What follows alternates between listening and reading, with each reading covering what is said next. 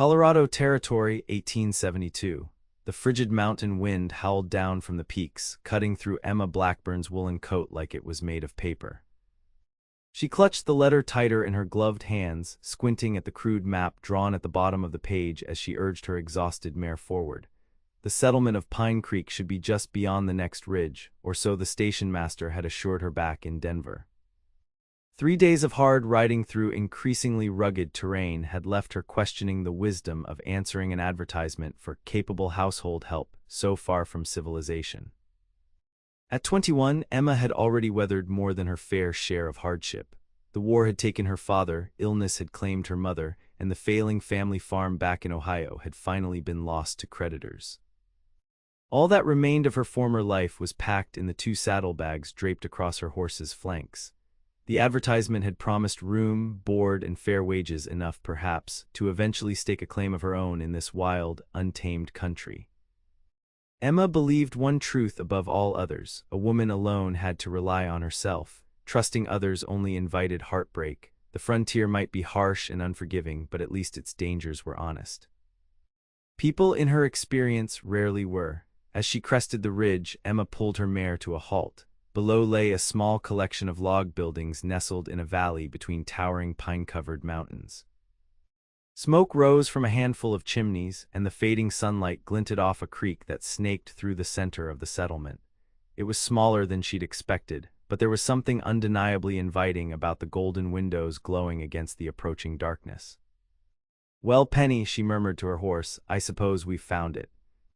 The mare's ears flicked back at the sound of her voice, and Emma patted the animal's neck. "Just a little farther, girl, then we'll both get some rest." As Emma guided Penny down the slope toward Pine Creek, she tried to ignore the flutter of nervousness in her stomach.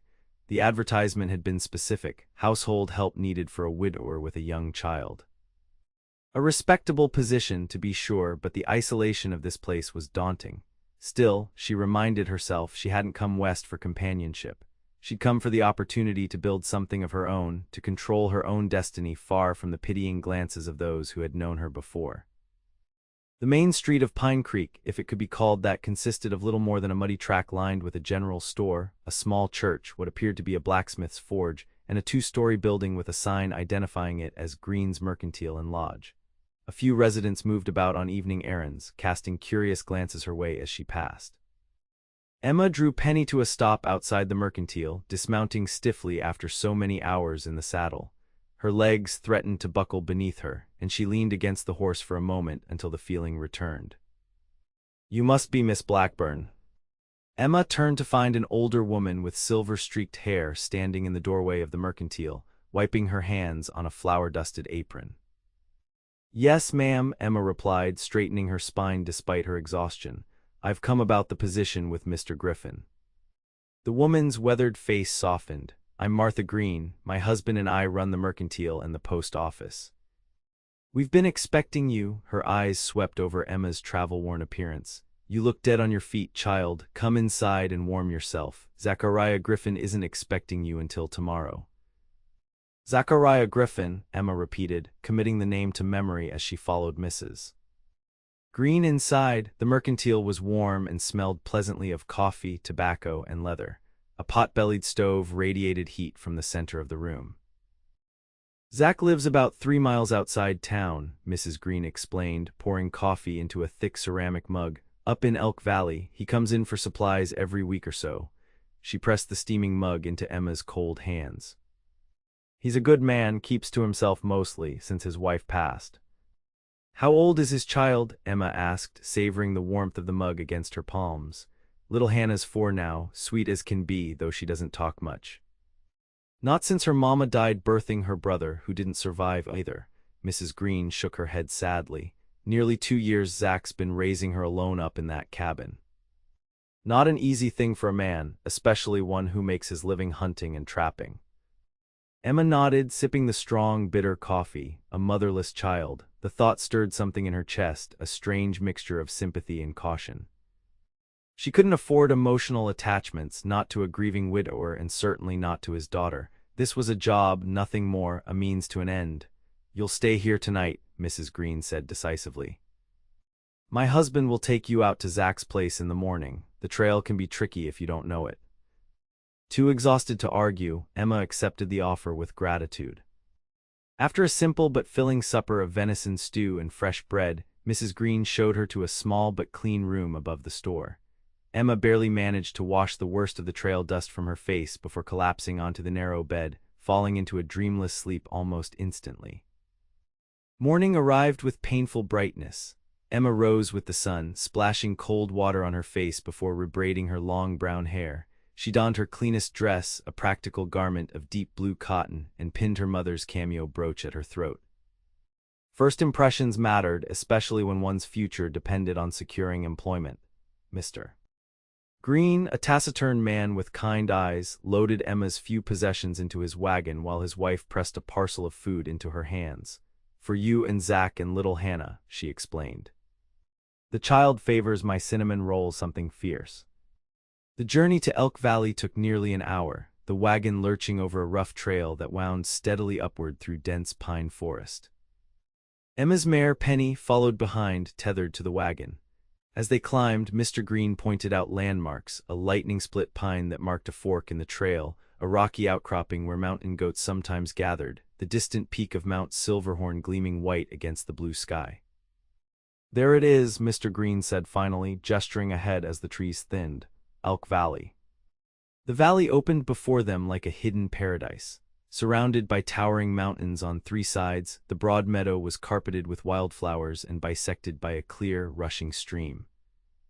At the far end stood a substantial log cabin with a stone chimney, smoke curling lazily from its top. Behind it rose a small barn and corral where several horses grazed. Beyond that, the dark forest resumed its march up the mountainside. "It's beautiful," Emma murmured, struck by the unexpected loveliness of the place. Mr. Green nodded. "Good hunting and trapping up here, plenty of game. Zach does well enough, especially since he started raising horses on the side. He's got a way with them that most men don't." As they approached the cabin, Emma noticed a small figure dart behind the woodpile, a brief flash of a calico dress and dark hair. The child, she presumed, watching them with the wariness of the wilderness raised. The cabin door opened as Mr. Green brought the wagon to a halt, and a man stepped out onto the porch, shading his eyes against the morning sun. Emma felt her breath catch involuntarily. Zachariah Griffin was not what she had expected. Young, no more than 26, and tall, with broad shoulders and the lean, powerful build of someone accustomed to hard physical labor. His face was clean-shaven save for a slight stubble, revealing strong features that might have been carved from the surrounding mountains themselves. Dark hair fell across his forehead in a way that suggested it had been too long since his last haircut, but it was his eyes that startled her most, a startling, clear blue, like alpine lakes she'd glimpsed on her journey west. "Morning, Zach," Mr. Green called. "Brought your new hired girl like you asked." Zachariah Griffin nodded once, his expression unreadable as he descended the porch steps. He approached the wagon with the cautious, fluid grace of a predator, though there was nothing threatening in his manner. "Miss Blackburn," he said, his voice deep but surprisingly gentle. "Welcome to Elk Valley." Emma nodded, determined to appear composed despite her unexpected reaction to him. "Mr. Griffin, thank you for the opportunity." His eyes swept over her briefly before returning to her face. "The position isn't glamorous, ma'am. Cooking, cleaning, looking after Hannah while I'm out hunting or working with the horses." "I'm no stranger to hard work, Mr. Griffin," Emma replied evenly. "And I'm proficient in all household duties, as my references attest." Something that might have been approval flickered across his features. "Good, we'll discuss terms after you've seen the place." Mr. Green helped Emma down from the wagon and unloaded her belongings. After a brief exchange about local news and the promise of spring rain, he departed, leaving Emma alone with her new employer and the child who still hid behind the woodpile. "Hannah," Zachariah called softly, "come meet Miss Blackburn." For a moment nothing happened, then a small face peered around the edge of the woodpile, dark eyes huge and solemn in a heart-shaped face. Slowly the little girl emerged, clutching a wooden horse to her chest like a shield. "She's shy," Zachariah explained, his voice softening further. "Doesn't warm up quick to strangers." Emma nodded, dropping to one knee despite her travel-stiff muscles. She spoke not to the child but to the wooden horse. What a handsome fellow you have there. Does he have a name? Hannah's eyes widened slightly. After a long moment she whispered, Thunder. Thunder, Emma repeated seriously. A perfect name for such a strong horse. She reached into her pocket and withdrew the small parcel Mrs. Green had given her. Mrs. Green sent some cinnamon rolls. She mentioned they were your favorite. That earned her the ghost of a smile, though Hannah remained firmly planted several yards away. Let's get you settled, Zachariah said, picking up Emma's larger bag. We can see to your horse after. The cabin proved larger than it had appeared from outside. The main room combined kitchen and living areas, dominated by a massive stone fireplace and furnished with sturdy, handmade pieces that spoke of both skill and care. A door led to what Zachariah identified as his bedroom, while a ladder against one wall provided access to a loft. Hannah and I share the bedroom for now, he explained. The loft will be yours. Previous girl fixed it up nice enough. Previous girl? Emma asked, following him up the ladder. Zachariah's expression tightened. Mrs. Tunney, older woman from town who came out 3 days a week. She took ill last month. Her daughter's caring for her now, so she can't make the journey anymore. The loft was small but comfortable, with a narrow bed, a chest for clothing, a washstand, and a small window that looked out over the valley. Someone, Mrs. Tunney, presumably had hung calico curtains and placed a colorful braided rug beside the bed. It's lovely, Emma said honestly. After years of shared quarters in her family's farmhouse, followed by the cramped boarding house in Cincinnati where she'd worked before heading west, the idea of private space felt luxurious. Zachariah nodded, seemingly relieved by her approval. Outhouse is out back. We haul water from the stream for washing, but there's a good well for drinking. Bath time is Saturday evenings. You'll have privacy, of course. Emma tried not to blush at the matter-of-fact mention of bathing. I understand. They descended to the main room, where Hannah had crept inside and was now perched on a stool near the fireplace, still clutching her wooden horse. The child's eyes followed Emma's every movement. I hunt and trap mostly, Zachariah continued, though I've been breaking and training horses for folks around these parts too. It means I'm gone sometimes from sunup to sundown. Hannah needs looking after, meals need cooking, the place needs keeping. He paused, glancing around the cabin with a critical eye. It's not what most young ladies would consider an easy posting. As I said, Mr. Griffin, I'm not afraid of work, Emma replied. My father's farm taught me that much. He studied her for a moment, those penetrating blue eyes seeming to look beyond her careful composure. $5 a week, plus room and board. Sundays off if you like, though there's not much to do in town except church. It was a fair wage, better than she'd expected in truth. Emma nodded. That's acceptable. Good, he extended his hand, and after a moment's hesitation, Emma took it. His palm was calloused, his grip firm but not crushing. Welcome to Elk Valley, Miss Blackburn. Later, after Zachariah had shown her where everything was kept and helped stable her mare alongside his own horses, Emma found herself alone in the cabin with Hannah. Zachariah had gone to check his trapping lines, promising to return by midday. Well, Emma said, surveying the tidy but definitely lived-in space. Shall we get to know each other a bit, Hannah? The child regarded her warily from her perch by the fire, saying nothing. I think I'll start by making us some tea, Emma continued, undaunted. And perhaps we could share one of those cinnamon rolls. She busied herself with the kettle, acutely aware of Hannah's eyes tracking her every movement. The kitchen was well organized, if Spartan, good-quality cookware, basic staples stored in crockery jars, a side of venison hanging in the attached pantry. Whoever Mrs. Tunney had been, she'd kept a good kitchen. While the water heated, Emma unpacked Mrs. Green's parcel, arranging the fragrant cinnamon rolls on a plate. She set 2 places at the table, then, after a moment's thought, added a third, smaller plate.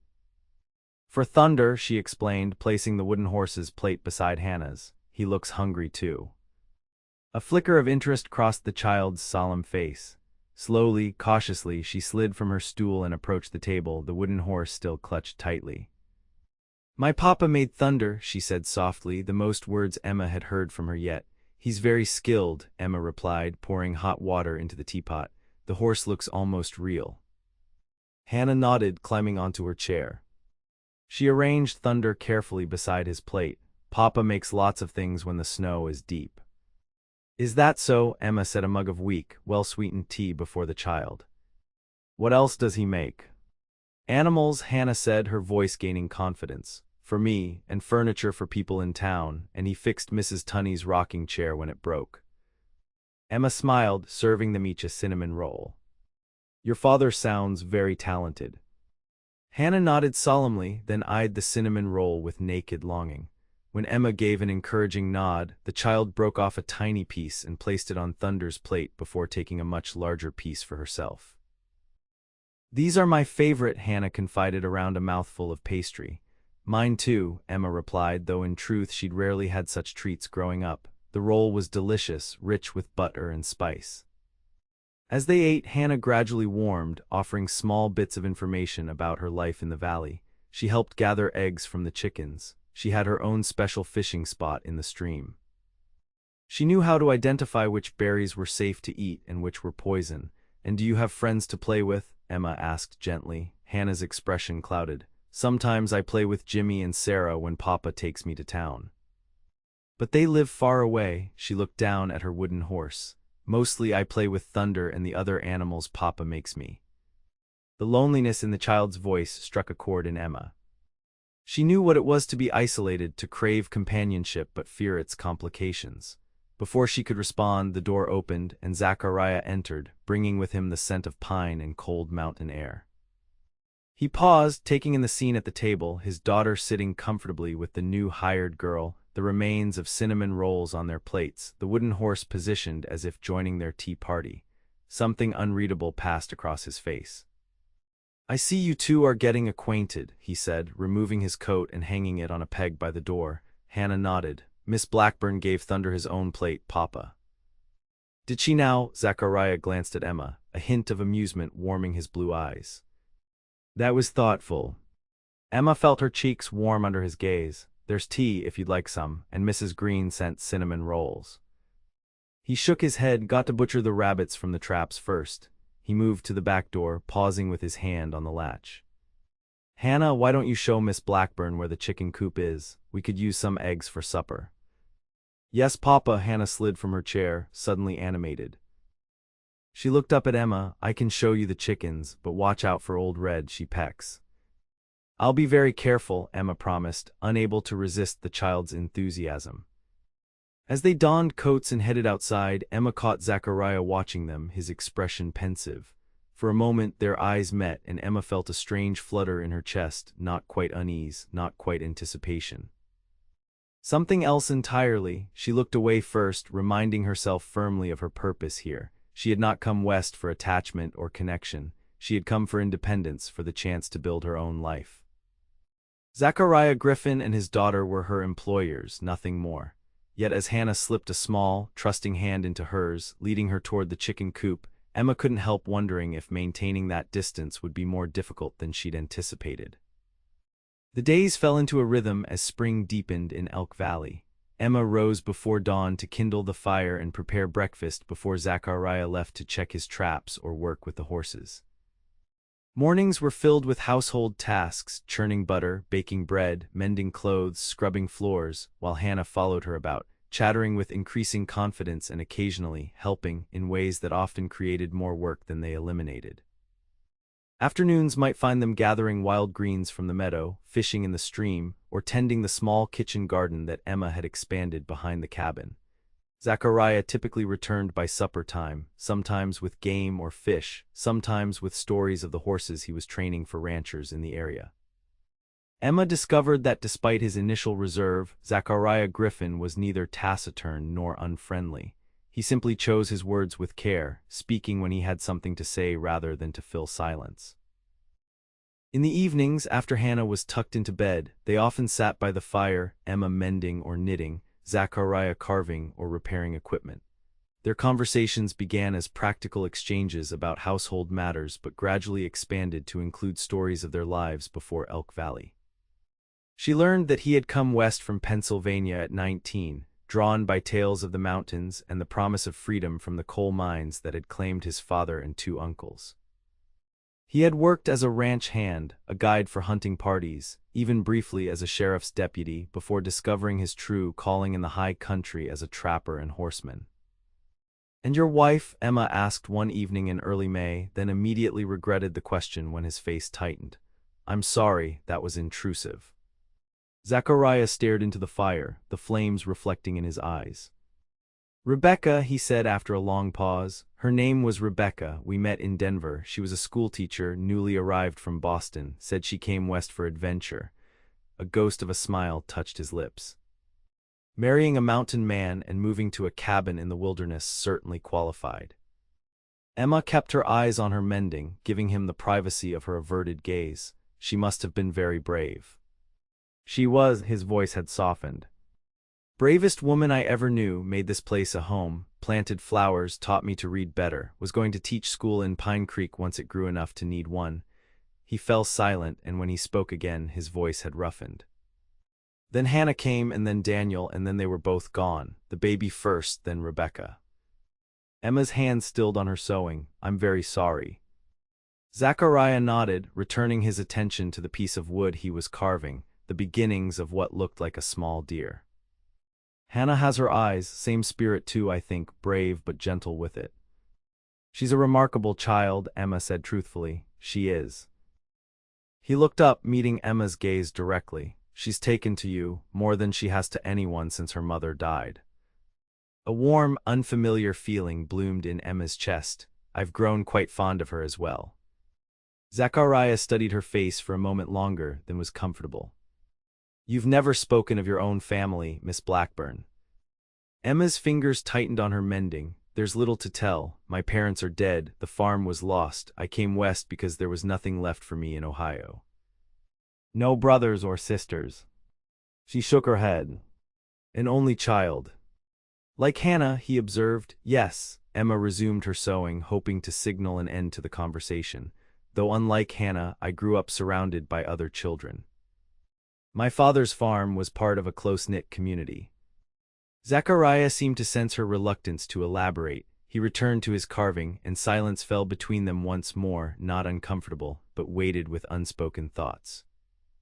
Later, lying in her narrow bed in the loft, Emma found herself reflecting on the changes of the past weeks. She had come to Elk Valley determined to maintain emotional distance, to view her position as merely a stepping stone toward independence. Yet she could no longer deny the growing attachment she felt toward Hannah, and more troublingly, the complex feelings that Zachariah himself stirred in her. He was her employer, she reminded herself firmly. A widower still grieving his wife, a man whose life was rooted in this remote valley while she planned to establish her own homestead elsewhere. Allowing herself to develop tender feelings toward him would be foolish in the extreme.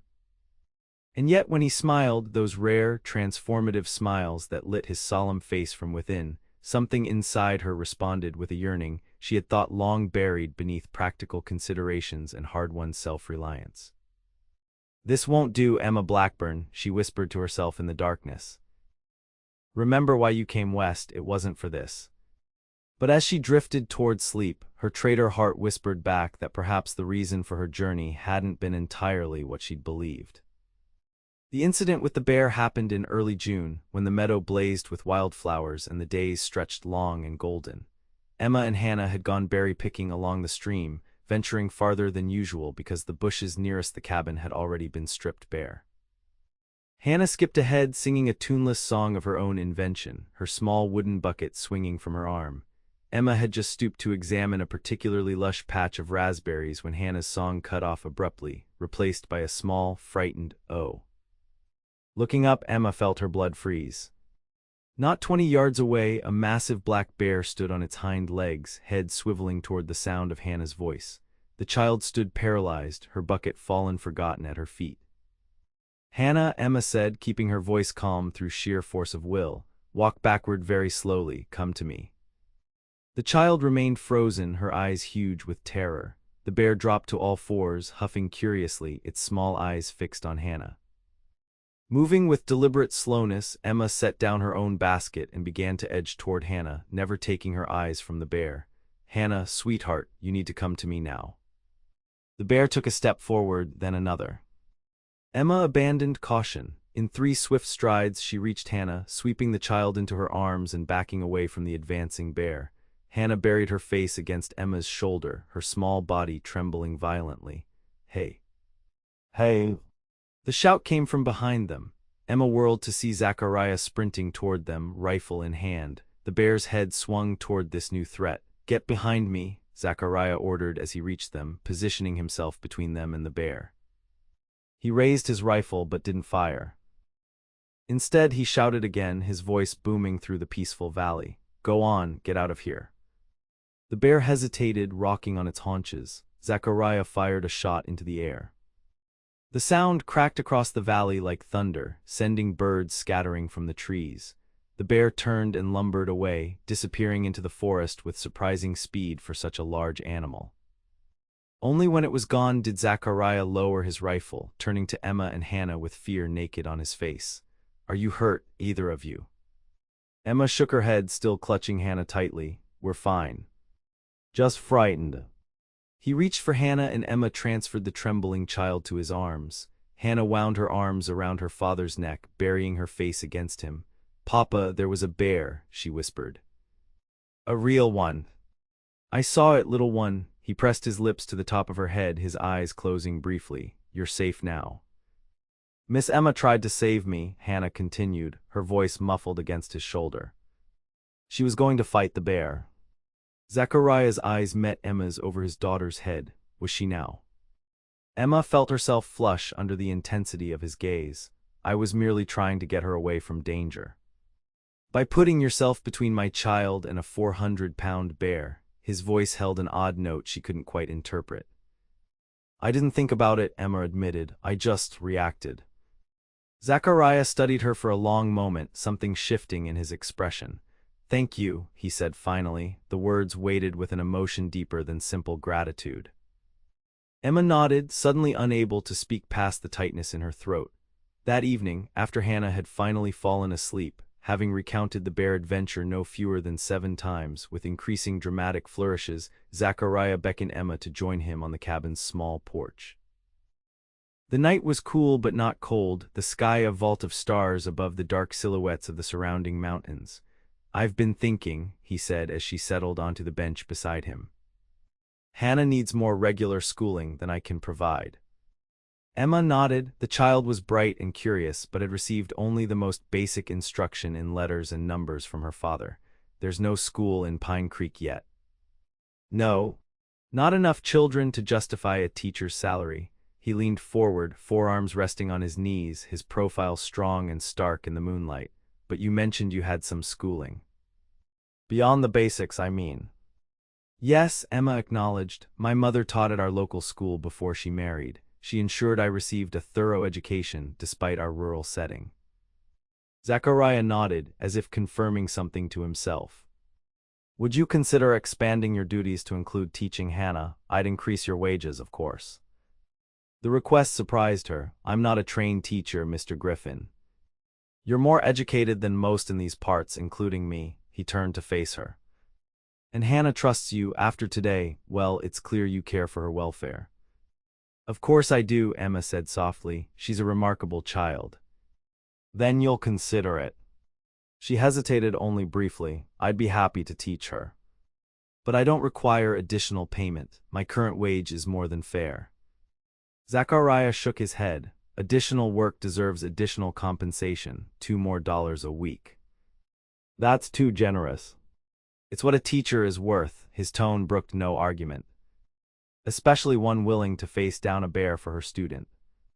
Emma felt her cheeks warm. As I said, that was instinct, not bravery.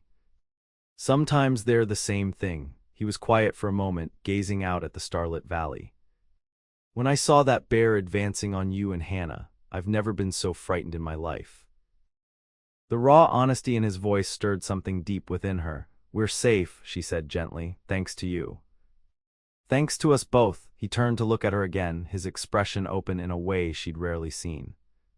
You're not what I expected, Emma Blackburn.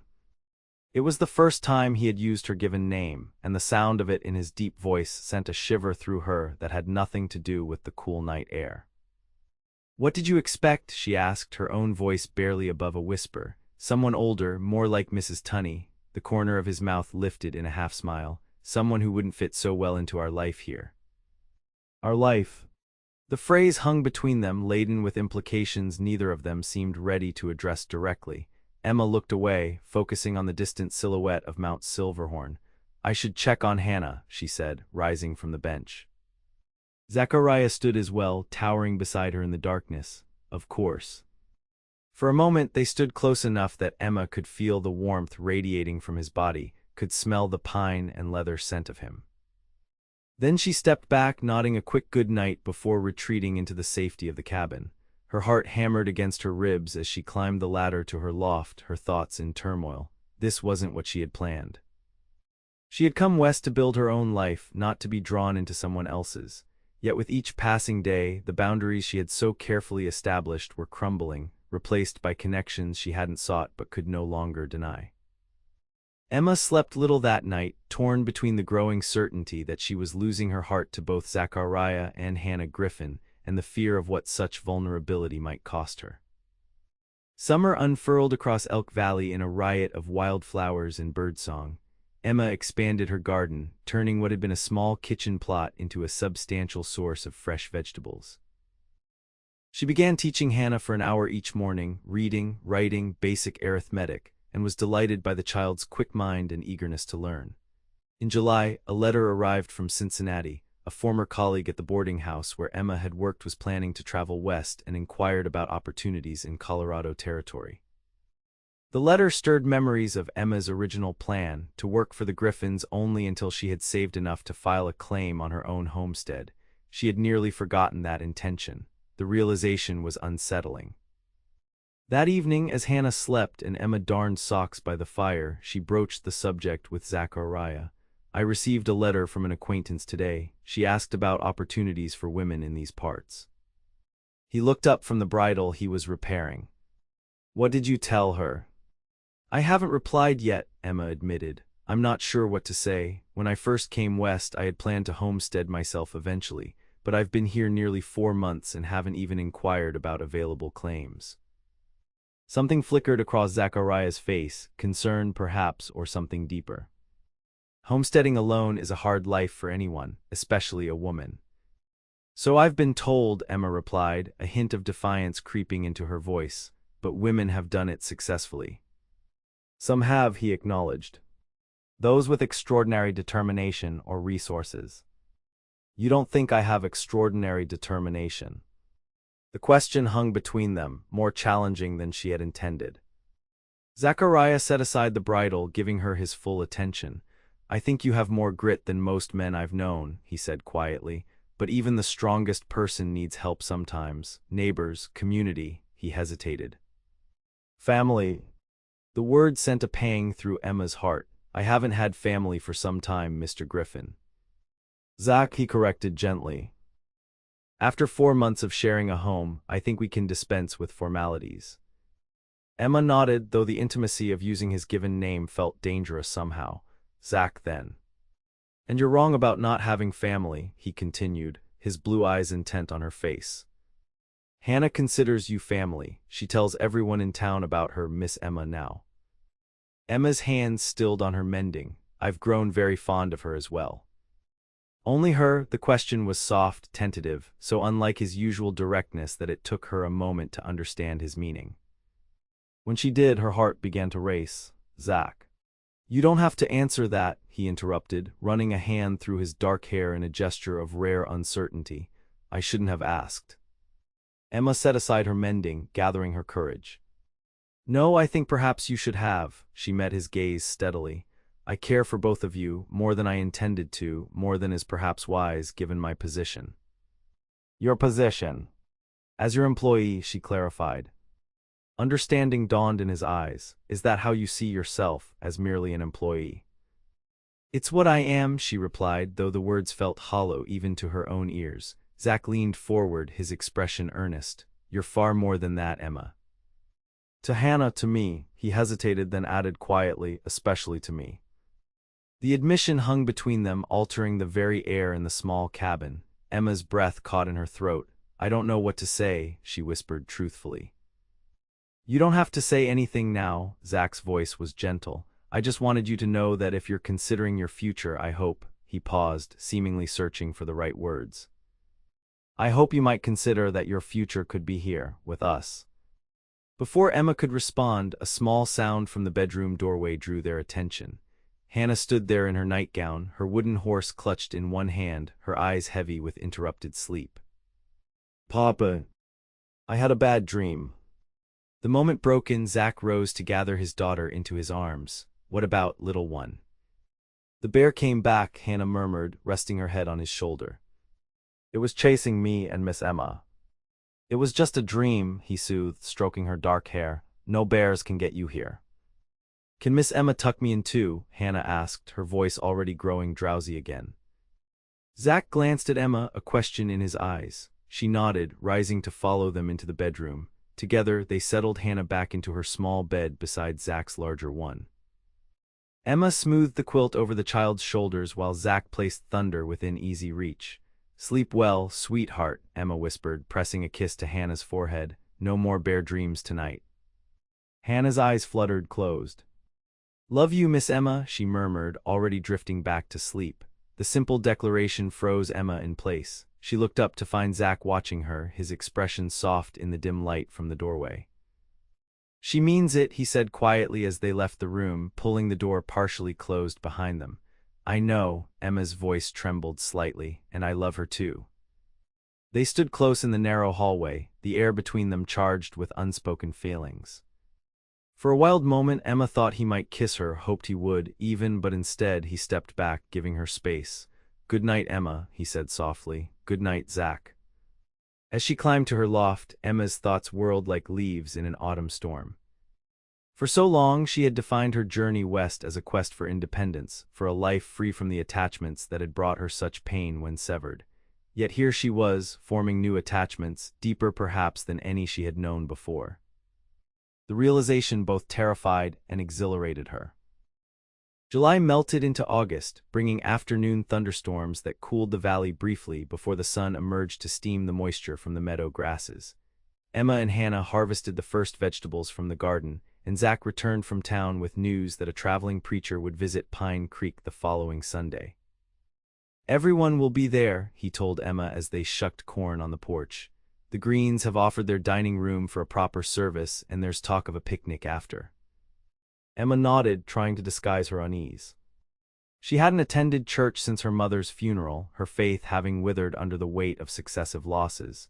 It will be good for Hannah to see other children. Zach studied her face. And good for you to meet more folks from around these parts. You've hardly left the valley since you arrived. It was true, apart from one brief trip to town for supplies in June, Emma had remained in Elk Valley, content with the small world she shared with Zach and Hannah. I suppose you're right, she conceded. Will we stay for the picnic as well? If you'd like to, there was something cautious in his tone, as if he sensed her reluctance but couldn't identify its source. Emma forced a smile. It sounds lovely.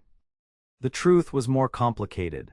The idea of presenting herself to the community, of being assessed and judged by strangers, stirred old anxieties. In Ohio, after her parents' deaths, she had endured too many pitying looks, too many whispered conversations that stopped when she approached. The memory of that isolation, of being marked by tragedy, still stung. Sunday dawned clear and warm. Emma dressed with particular care, choosing her best dress, a sage green cotton with delicate white embroidery at the collar and cuffs. She pinned her hair up in a style more elaborate than her usual practical braid and added her mother's cameo brooch as a final touch. When she descended from the loft, she found Zach and Hannah waiting in the main room. Hannah wore a pretty blue dress that Emma had altered from one of her own, her dark hair neatly braided with a matching ribbon. But it was Zach who drew Emma's gaze and held it.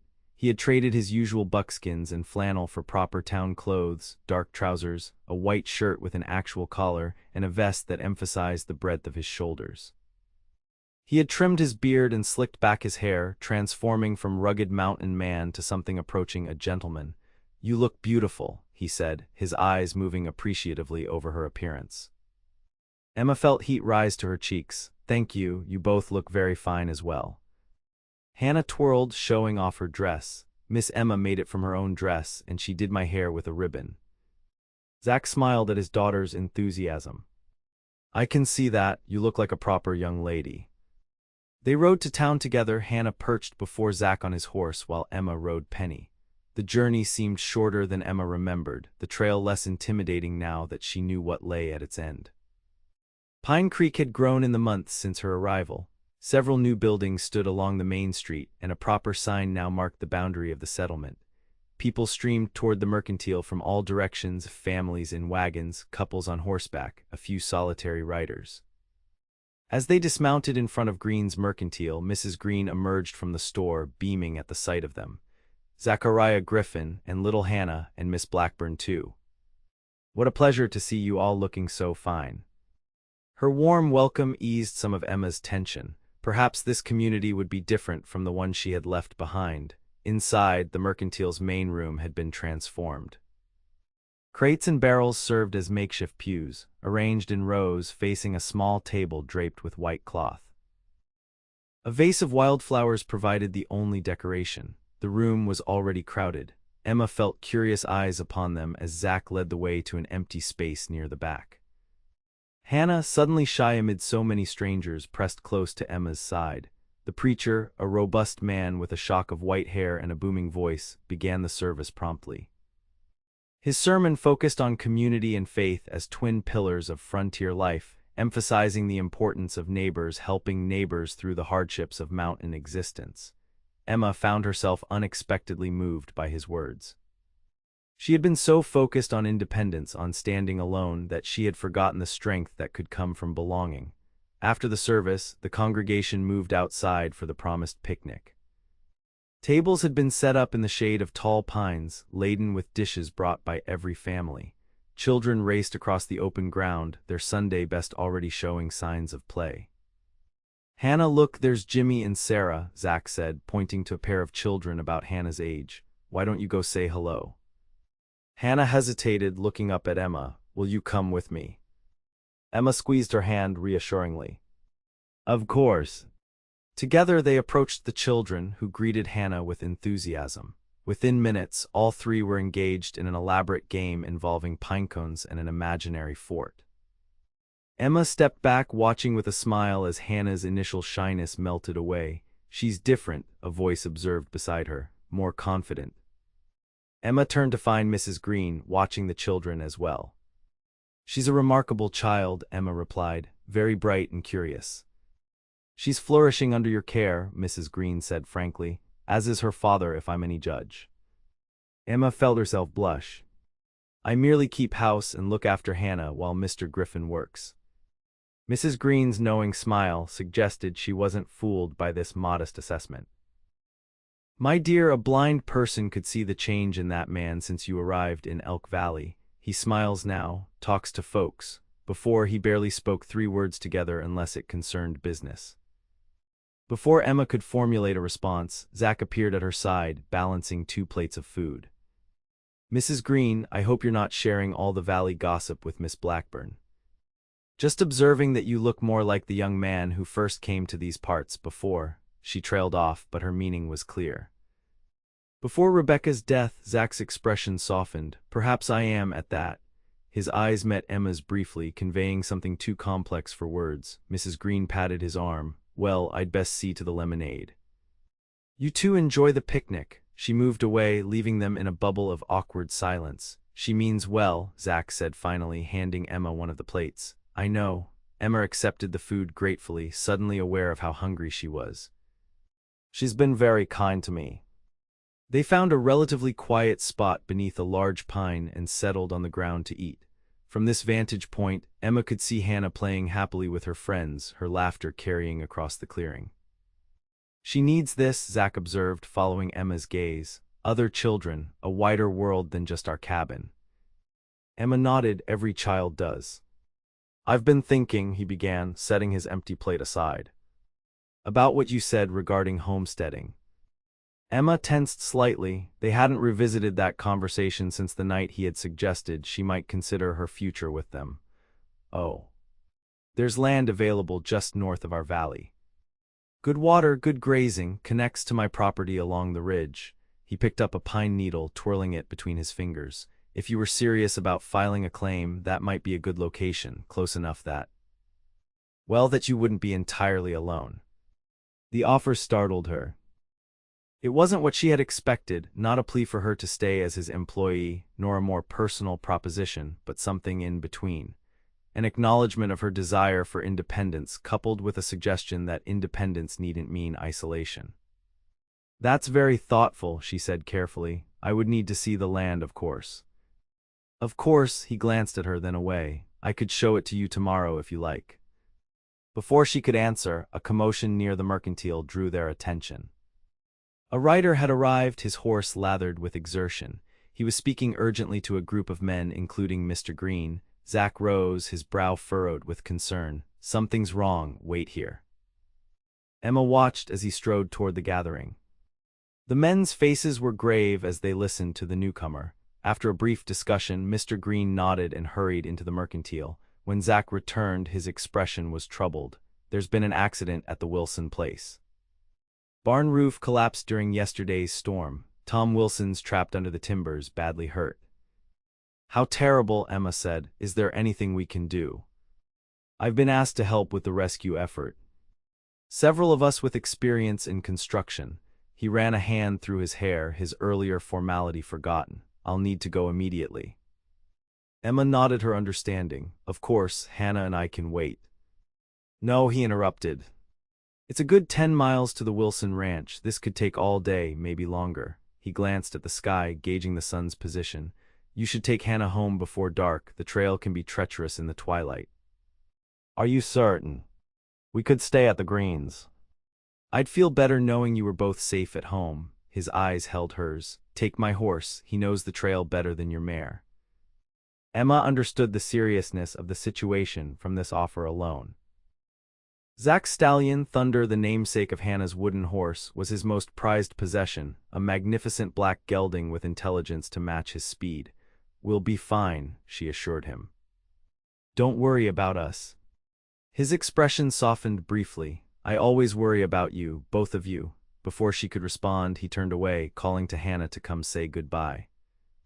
The child was disappointed to leave the picnic early, but accepted her father's explanation with surprising maturity. Will you be home for breakfast? She asked as he lifted her onto Thunder's back. I'll try, little one. He pressed a kiss to her forehead, then helped Emma mount behind Hannah. Be good for Miss Emma. I will, Papa. Zack stepped back, his hand lingering briefly on Emma's ankle. Be careful on the trail. We will, she promised. Be careful yourself. He nodded, then slapped Thunder lightly on the flank. Go on, boy, take them home. The powerful horse moved forward with surprising gentleness, as if aware of his precious cargo.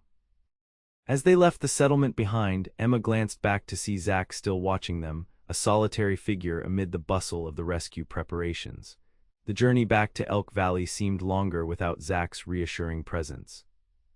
Hannah, exhausted from play and excitement, dozed against Emma's chest, secure in the circle of her arms.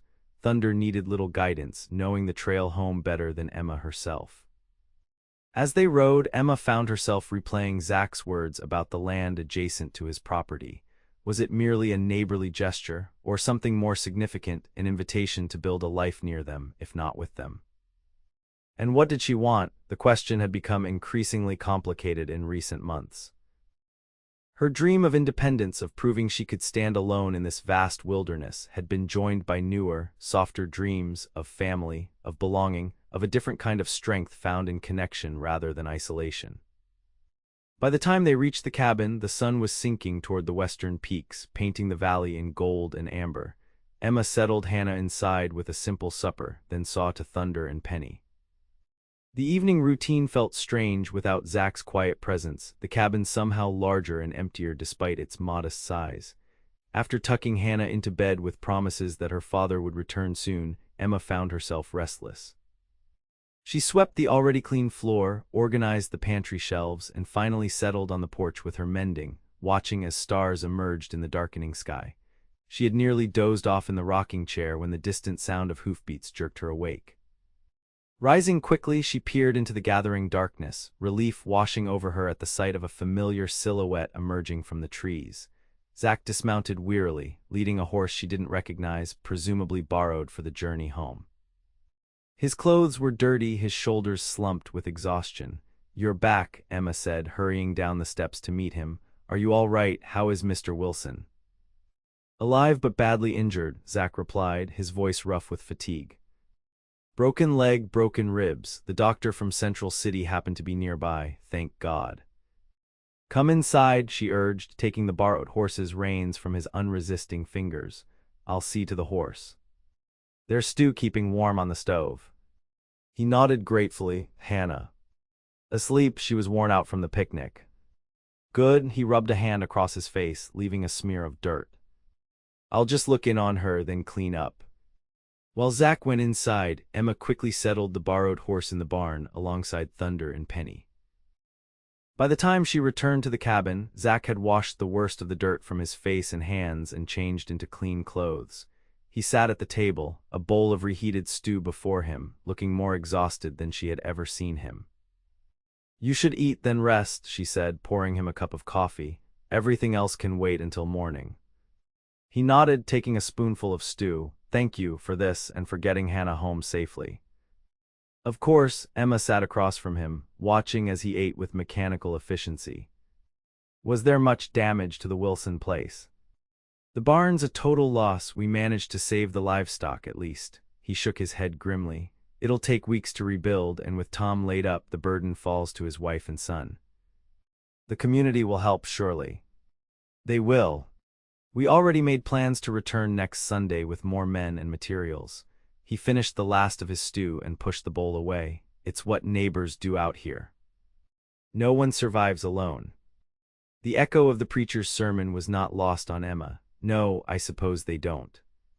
Zach regarded her thoughtfully across the table. "You're beginning to understand." "Understand what?" "Why independence isn't the same as isolation." He leaned forward despite his obvious fatigue. "You can have your own land, your own home, Emma, but out here, you still need connections. People who will come running when your barn collapses or your well runs dry." The simple truth of his words struck her deeply. "Yes," she acknowledged softly, "I'm beginning to understand that." He nodded, satisfied, then rose from the table with visible effort. "I should sleep, dawn comes early." "Go," she urged. "I'll clear up." He paused beside her chair, his hand coming to rest briefly on her shoulder. "I'm glad you're here, Emma, not just for Hannah's sake." The weight of his hand, the quiet sincerity of his words, sent warmth spreading through her. "I'm glad too," she whispered. His fingers squeezed gently before withdrawing. "Good night."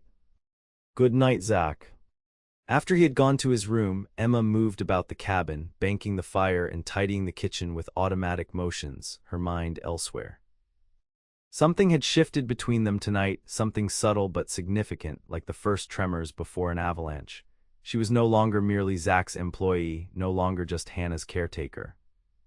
She had become something else entirely, something she had no word for yet, but which filled her with both anticipation and fear. As summer waned, a new urgency infused life in Elk Valley. The first yellowing aspen leaves signaled the approaching autumn, reminding everyone that winter would soon follow. Zach spent long days hunting, ensuring their larder would be well stocked for the snowbound months ahead. Emma preserved fruits and vegetables, teaching Hannah to help with simpler tasks like stringing beans for drying. True to his word, Zach took Emma to see the unclaimed land north of their valley. It was beautiful, a smaller meadow embraced by forest, with a clear spring bubbling from rocky outcroppings. Standing there beside him, gazing across what could be her own homestead, Emma felt a complex mixture of emotions. Pride at the thought of claiming her independence, anxiety at the prospect of facing mountain winters alone, and a deeper, more confusing feeling she wasn't ready to name.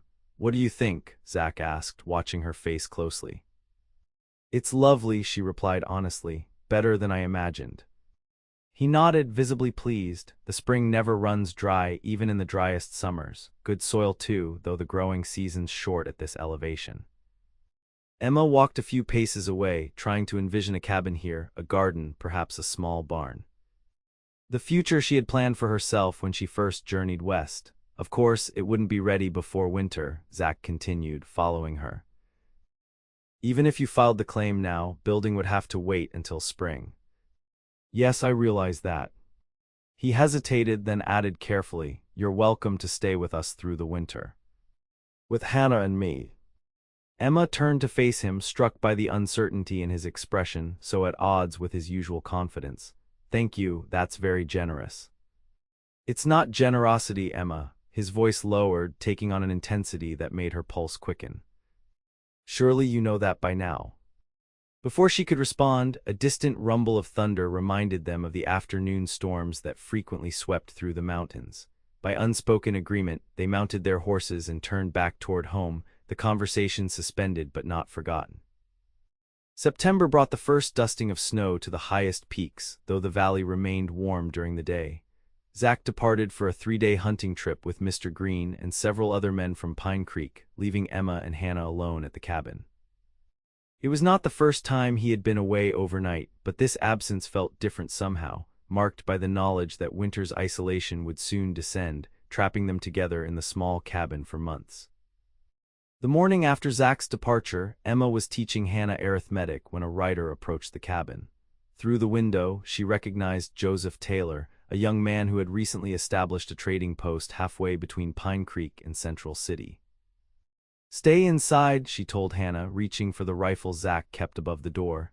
She had learned to shoot over the summer, though she had never fired at anything more threatening than a paper target. "Mr.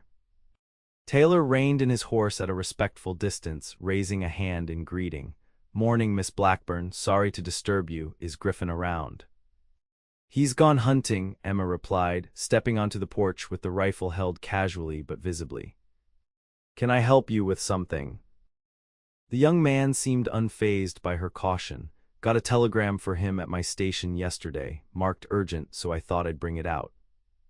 Emma frowned. A telegram could only be bad news. No one sent expensive urgent messages for pleasant tidings.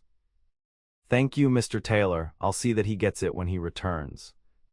Taylor produced a folded paper from his coat pocket, extending it toward her. "Ma'am, given that it's marked urgent, you might want to read it yourself. Could be something that can't wait." Emma hesitated, torn between propriety and practical concern. Finally, she descended the steps and took the telegram, thanking Taylor for his trouble. After he had departed, she stood on the porch, staring at the folded paper in her hand. It was addressed to Zachariah Griffin, Elk Valley, care of Taylor's trading post. The urgency marking suggested it contained news that couldn't wait for Zach's next trip to town. Taking a deep breath, Emma unfolded the paper. "ZACHARIH stop mother gravely ill stop doctor GIVES little time stop come if possible stop MARGRET." Emma read the brief message twice, her mind racing. Zach had mentioned his mother only once, a stern Pennsylvania woman who had disapproved of his westward journey and broken contact after he married Rebecca. He had not heard from her or his sister Margaret in years. Now his mother was dying and the message had found him here in the wilderness, summoning him back to a family he had left behind. Emma refolded the telegram, her hand trembling slightly. Zach was not expected back for 2 more days. If his mother's condition was as dire as the telegram suggested, every hour might count. She made her decision quickly. Returning inside, she found Hannah watching her with solemn eyes. "Is something wrong, Miss Emma?" "Your father has received an important message," Emma explained, keeping her voice calm. "His mother, your grandmother, is very ill. I think he would want to know right away." Hannah's brow furrowed. "I didn't know I had a grandmother." "She lives very far away in Pennsylvania." Emma knelt to meet the child's eyes. "Hannah, I need to find your father and give him this message. That means we need to go to town and ask Mr. Green where the hunting party went. Can you be a brave girl and get ready for a journey?" Hannah nodded seriously. "I can be brave." Within the hour, they were on the trail to Pine Creek, Hannah riding before Emma on Penny. The journey seemed shorter now that Emma knew the way, though anxiety made each minute stretch. At the mercantile, they found Mrs. Green alone, her husband having joined the hunting party. "My stars, what brings you two to town?" she asked, ushering them inside. "Nothing wrong at the cabin, I hope." Emma explained about the telegram, showing it to Mrs. Green, who read it with a grave expression. "Poor Zach. This won't be easy for him." She looked up, her eyes troubled. The men headed northwest toward Bear Creek Basin. It's about half a day's ride from here. Can you direct me there? Emma asked. Mrs. Green's eyebrows shot up. You're not thinking of going after them yourself. I must, Emma replied firmly. Zach should know about this immediately. The older woman studied her for a long moment, then nodded slowly. Yes, I suppose he should. But it's rough country and you don't know the way. Perhaps someone in town could guide me. Mrs. Green pursed her lips thoughtfully. My nephew Caleb is visiting. He knows these mountains as well as anyone. I could ask if he'd take you. Relief washed over Emma. That would be wonderful. But what about Hannah? The trail to Bear Creek is no place for a child. I want to go with Miss Emma, Hannah protested, her small face determined. I want to find Papa. Emma knelt beside her. Sweetheart, it would be a very long, hard ride, and someone needs to stay here to make sure Mrs. Green isn't lonely. It took some coaxing, but Hannah eventually agreed to stay with Mrs. Green. Consoled by promises of helping in the store and sleeping in the same guest room Emma had occupied on her first night in Pine Creek. Caleb Green proved to be a lanky young man of about 20 with his aunt's kind eyes and an easy manner. He readily agreed to guide Emma to the hunting party's camp, stating they could reach it by nightfall if they departed immediately. As they rode out of town, Emma glanced back to see Hannah watching from the mercantile window, Mrs. Green's arm around her shoulders. A pang of worry struck her. She had never been separated from the child overnight before, but the urgency of her mission pushed the concern aside. The journey to Bear Creek Basin was as challenging as Mrs. Green had suggested. The trail climbed steeply through forests of pine and spruce before descending into a series of rugged valleys. Caleb set a brisk pace, pausing only briefly to rest the horses. Uncle James said Zach's been different since you came to Elk Valley, he remarked during one such stop. Said he was turning into a hermit before you arrived. Emma busied herself adjusting Penny's saddle to hide her blush. Mr. Griffin is a private person, that's all. Caleb grinned, clearly unconvinced by her neutral tone. If you say so, Miss Blackburn. They reached Bear Creek Basin as the sun dipped toward the western peaks, casting long shadows across the valley. Smoke from a campfire guided them to the hunting party's location, a sheltered hollow beside a small stream where 4 men had established a temporary camp. Zach was the first to spot their approach, rising from his place by the fire with an expression of alarm.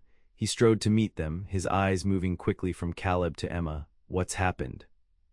Is Hannah all right? Hannah is fine, Emma assured him quickly, dismounting from her tired horse. She's with Mrs. Green in town.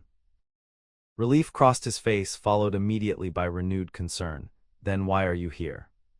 Wordlessly, Emma handed him the telegram. She watched as he unfolded it, his expression shifting from confusion to shock as he read the brief message. My mother, he said quietly, looking up at her with stunned eyes. I haven't seen her in nearly 7 years. I'm sorry, Zach. Emma moved closer, instinctively placing her hand on his arm. Mr. Taylor brought the telegram to the cabin. I thought you would want to know right away. He nodded, his gaze returning to the telegram. You were right, thank you. After a moment, he seemed to collect himself, looking around at the other men who had gathered curiously. I need to return to Pennsylvania. My mother is dying. Mr. Green stepped forward. Of course you do, Zach. We can manage here. Preparations for departure happened quickly. While Zach gathered his belongings, Mr. Green explained to Emma that they would all return to town tonight, allowing Zach to collect Hannah and make arrangements for the journey east. The Central City stage leaves tomorrow morning, he told her. From there he can catch the eastbound train. Emma nodded, though her mind was racing ahead to practical concerns. What about Hannah? Surely he can't take her on such a journey. I expect he'll need to make arrangements for her care while he's gone, Mr. Green's kind eyes studied her face. You seem the natural choice if you're willing. Of course I'm willing, Emma replied without hesitation. The child is like family to me. The words escaped before she could consider their implications, but Mr. Green merely nodded as if she had confirmed something he already knew. The ride back to Pine Creek was largely silent, each person lost in their own thoughts. Emma kept close to Zach, noting the rigid set of his shoulders, the distant look in his eyes. She wanted to offer comfort but sensed he needed space to process this unexpected summons from his past. They reached town well after midnight. Hannah was asleep in the guest room above the mercantile, and by mutual agreement, they decided not to wake her until morning. Mrs. Green prepared a hasty meal for the returning party, then showed Emma and Zack to separate rooms. "Try to rest," she advised Zack, patting his arm maternally. "The stage won't wait, and it's a hard journey." Left alone in the small bedroom, Emma found sleep elusive. Her mind whirled with concerns for Zack, facing the mother who had rejected him, for Hannah, who would be separated from her father for the first time in her memory, for herself, suddenly responsible for both child and homestead during Zack's absence. A soft knock at her door startled her from these thoughts. She rose, wrapping a shawl around her nightgown, and opened the door to find Zack standing in the darkened hallway. "I'm sorry to disturb you," he said quietly. "I couldn't sleep." "Neither could I," she admitted, stepping back to allow him entry. He moved into the room but remained standing near the door, as if uncertain of his welcome. In the dim light from the single candle on the bedside table, his face looked drawn, the lines around his eyes deeper than usual. "I've been thinking about what this means," he began. "Going east, leaving Hannah." "Leaving you?" Emma's heart quickened at the way he separated her from Hannah, as if they held equal importance in his concerns. "How long do you think you'll be gone?" "A week to get there, a week back." "However long," he trailed off, unable to put into words the uncertainty of his mother's condition. "At least a month, I expect, possibly longer." "Hannah and I will manage," Emma assured him. "The cabin is well stocked for winter, and I've learned much since spring." Zack nodded, then moved to the window, gazing out at the dark street below. "I never thought I'd go back," he said after a long silence. "When I left Pennsylvania, I swore I was done with that life, with my family's disapproval and small-minded judgments." Emma sat on the edge of the bed, giving him space to speak. "What happened between you and your mother?" He sighed heavily. "She wanted me to follow my father into the mines, to accept that as my fate. When I refused, when I headed west instead, she said I was dead to her." His voice hardened. "And when I wrote to tell her I'd married Rebecca, a schoolteacher from Boston with no family connections she'd value, she returned my letter unopened." "And now she's dying and wants to see you," Emma said softly. "Or my sister wants me there at least." He turned from the window to face her. "I don't know what awaits me in Pennsylvania, Emma, but I know what I'm leaving behind here." His eyes held hers in the candlelight. "What I risk losing." The intensity of his gaze made her breath catch. "You won't lose anything, Zack. Hannah and I will be here when you return." He moved closer until he stood directly before her. "Will you? Or will you file your claim and build your own place while I'm gone?" The question caught her off guard. In the chaos of the telegram and the journey to find Zack, she had given no thought to her own plans. "I wouldn't leave Hannah," she said finally, "not while you're away. And after I return," there was a vulnerability in his voice she had rarely heard. Emma rose from the bed, suddenly needing to be on equal footing with him. "I don't know," she admitted. "Everything seems uncertain now." "Not everything." Zack's hand came up to cup her cheek, his touch gentle but sure. "My feelings for you aren't uncertain, Emma. They haven't been for some time." Her heart hammered against her ribs. "Zack." "Let me speak," he interrupted, his voice low and urgent. "Before courage fails me, before I leave without saying what needs to be said." His thumb brushed lightly across her cheekbone. "I love you, Emma Blackburn, not as my employee or even as Hannah's caretaker, though you've been exceptional as both. I love you as a man loves a woman he wants to build a life with." The declaration hung between them, transforming the very air in the small room. Emma felt dizzy with the power of it, with the rush of emotions his words unleashed. "You don't have to answer now," he continued, his eyes never leaving hers. "I know this is sudden, though God knows my feelings aren't. I couldn't leave without telling you, without asking you to consider a future not just near us, but with us, with me." Emma's hand came up to cover his where it rested against her cheek. "It's not sudden," she whispered. "Not to me." Hope flared in his eyes. "Emma." "I fought it," she confessed. "From the beginning, I fought these feelings. I came west to be independent, not to fall in love with my employer." She gave a small, self-deprecating laugh. But it seems my heart had other plans. Zach's free arm slipped around her waist, drawing her closer. Are you saying what I hope you're saying? Emma nodded, her eyes bright with unshed tears. I love you too, Zachariah Griffin. More than I thought possible, more than I believed myself capable of after everything I lost. With a sound that was half sigh, half groan, Zach lowered his head and captured her lips with his. The kiss was gentle at first, tentative, a question more than a demand. But when Emma's arms wound around his neck, when she rose on tiptoes to press herself more firmly against him, the kiss deepened, becoming a promise, a declaration more powerful than words. When they finally parted, both breathless, Zach rested his forehead against hers. I should go, he murmured, though his arms tightened around her. It's late, and tomorrow will come too soon. Yes, Emma agreed, though she made no move to release him. You should go. Neither of them moved for a long moment, then Zach straightened, his expression growing serious. When I return from Pennsylvania, Emma, I want to court you properly, to do this right, and if you'll have me, he paused, swallowing hard. If you'll have me, I want to make you my wife. The simple, heartfelt proposal brought fresh tears to Emma's eyes. Yes, she whispered. Oh, Zach, yes. He kissed her once more, briefly but with such tenderness that it left her trembling. Wait for me, he said softly. Take care of our daughter, and know that I'll be thinking of you both every moment until I return. Our daughter, the phrase settled into Emma's heart like a key turning in a lock. We'll be here, she promised, however long it takes. With visible reluctance, Zach released her and moved toward the door. Good night, Emma, sleep well. Good night, Zach. Safe travels. After he had gone, Emma sank onto the bed, her fingers touching her lips where the warmth of his kiss lingered. Everything had changed in the space of a few minutes, her plans, her future, her understanding of what she truly wanted from this life she was building in the West. Independence, yes, but not isolation, not anymore. Morning brought a flurry of activity. Hannah took the news of her father's imminent departure with surprising composure, though she clung to him more tightly than usual as they prepared to board the stage to Central City. You'll mind Miss Emma while I'm gone, Zach instructed her, kneeling to meet her solemn gaze, and help with the chickens and the garden. Hannah nodded. I'll be good, Papa. I promise. I know you will, little one. He hugged her close, his eyes closing briefly over her small shoulder. I'll be back as soon as I can. Will you bring me a present from Pennsylvania? She asked, her practical nature asserting itself. Zach laughed, the sound slightly strained. Yes, I'll bring you a present. What would you like?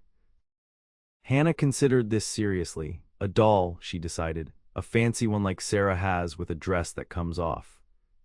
A doll it is, he promised, pressing a kiss to her forehead before rising to his feet.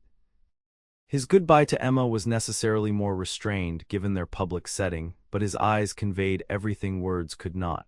Take care of each other, he said, clasping her hand briefly. I'll write when I reach Pennsylvania. Godspeed, Zach, she replied, fighting to keep her voice steady. We'll be waiting. As the stage rattled away down the rutted street, Hannah slipped her small hand into Emma's. Don't worry, Miss Emma, she said with a wisdom beyond her years. Papa always comes back. Emma squeezed the child's hand, praying that Hannah's simple faith would prove justified. Yes, he does, she agreed. Now shall we go home? The journey back to Elk Valley felt strange without Zach. Though Emma had ridden the trail many times now, his absence left a palpable void. Hannah seemed to sense her unease, filling the silence with cheerful chatter about the adventures her father might have in the mysterious East. The cabin, too, felt different, larger yet emptier, with Zach's belongings in place but the man himself gone.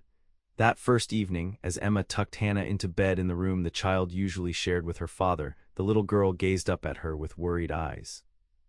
Can I sleep with you tonight, Miss Emma, in the loft? Emma's heart melted at the request. Of course you can, sweetheart. That night, with Hannah's warm, small body curled trustingly against her side, Emma made a silent promise to both the sleeping child and her absent father.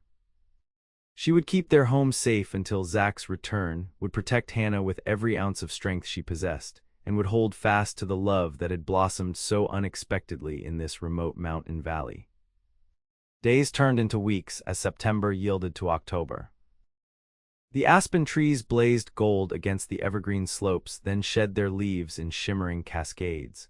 The first real snow dusted the valley before melting under autumn sunshine, a gentle warning of the winter to come. Emma and Hannah settled into a routine without Zach. They rose early to care for the animals, spent the mornings on lessons, and the afternoons on household tasks or outdoor work.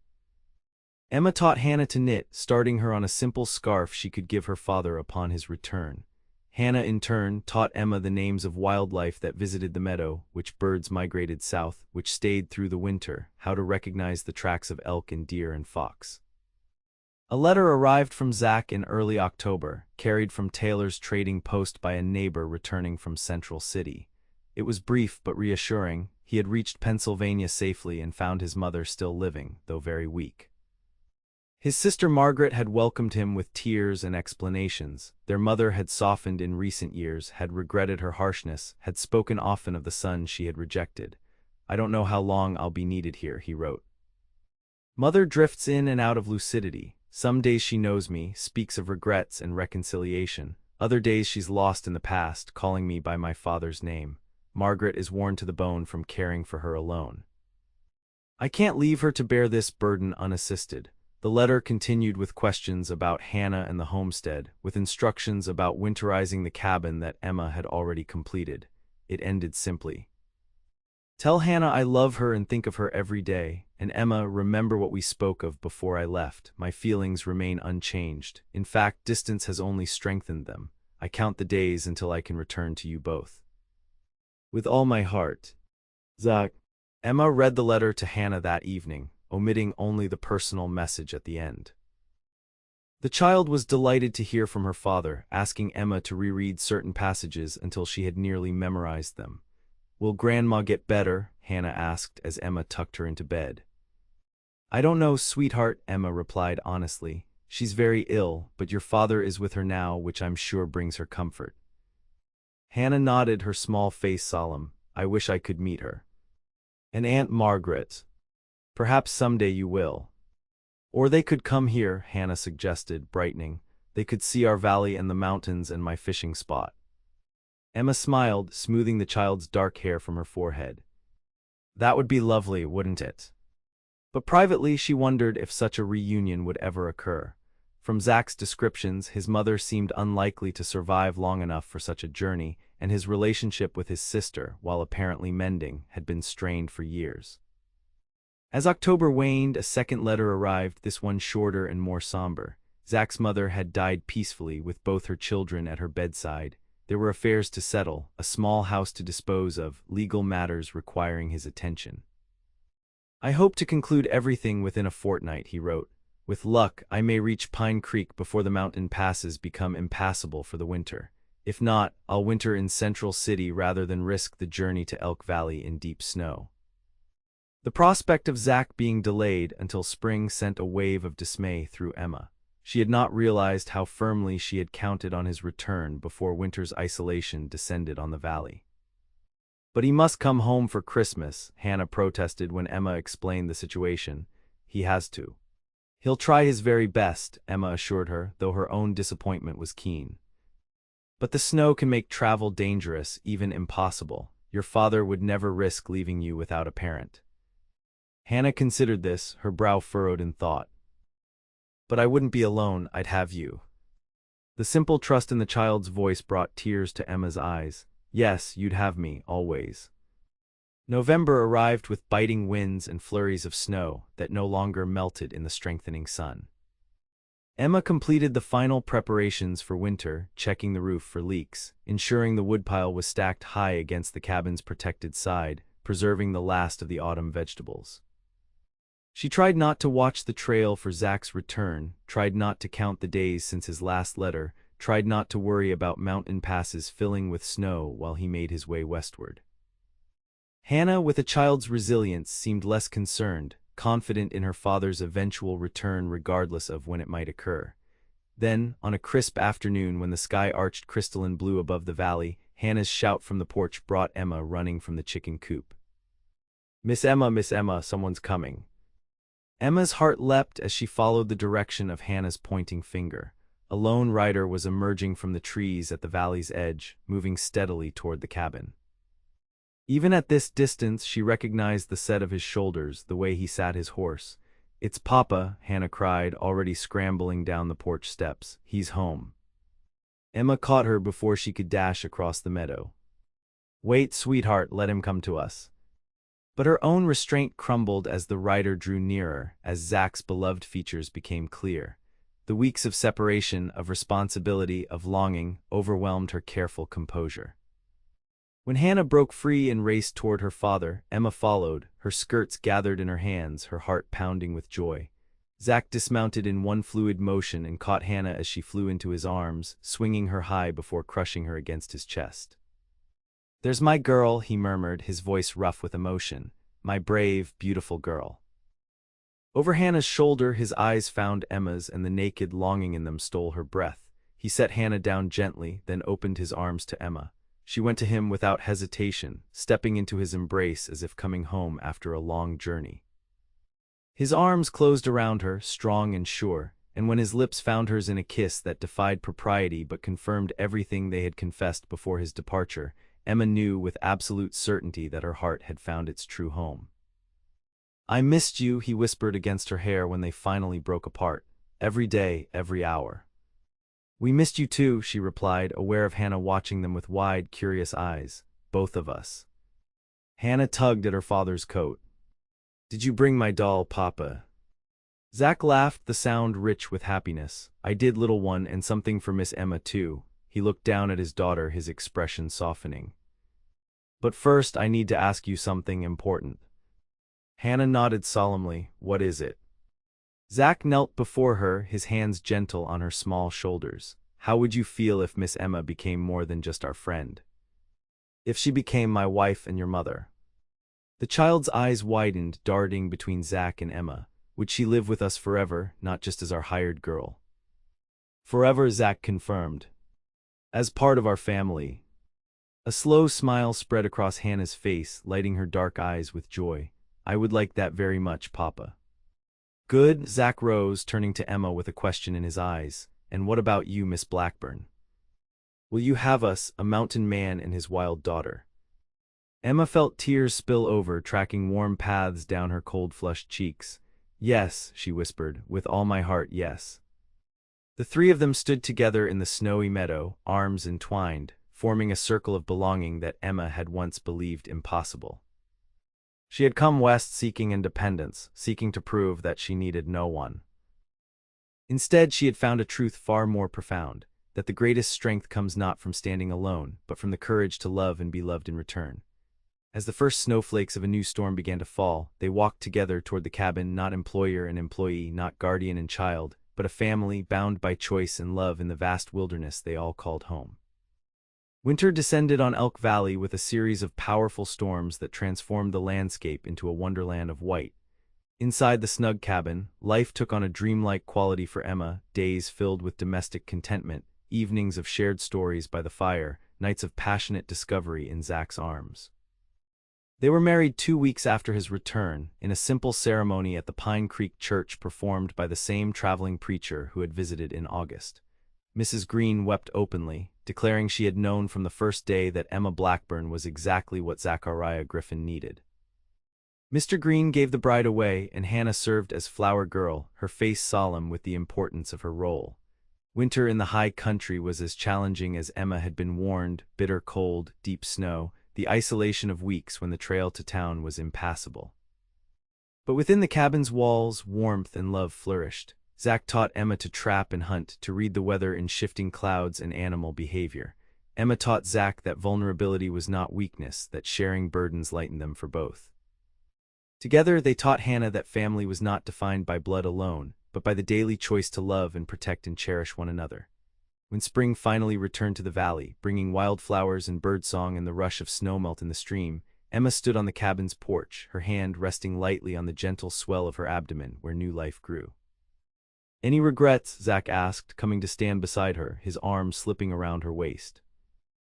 Emma leaned into him, watching Hannah chase butterflies across the meadow, her laughter carrying on the crisp morning air. "Not one," she replied truthfully. "This is more than I ever dreamed possible." Even though you never filed that homestead claim, his tone was teasing, but a hint of old concern lingered beneath the words. Emma turned in his arms, lifting her face to his. I found something better than land of my own, she said softly. I found where I belong. Zach's eyes, blue as the mountain sky above them, searched hers. And where is that, Mrs. Griffin? Emma smiled, rising on tiptoes to press her lips to his. Right here, she whispered against his mouth. With you, with Hannah, with our growing family. This is my homestead, Zach. This is my home. As his arms tightened around her, as his kiss deepened with a passion undiminished by months of marriage, Emma knew with absolute certainty that she had indeed found what she had truly been seeking all along, not independence, not isolation, but the courage to build a life of love in the wild beauty of the frontier. She had come west to be just the hired girl, but had found instead the family she thought forever lost, the love she had never dared to seek, and the home she had always longed for here in the arms of her mountain man, in the valley they would share for all the days to come.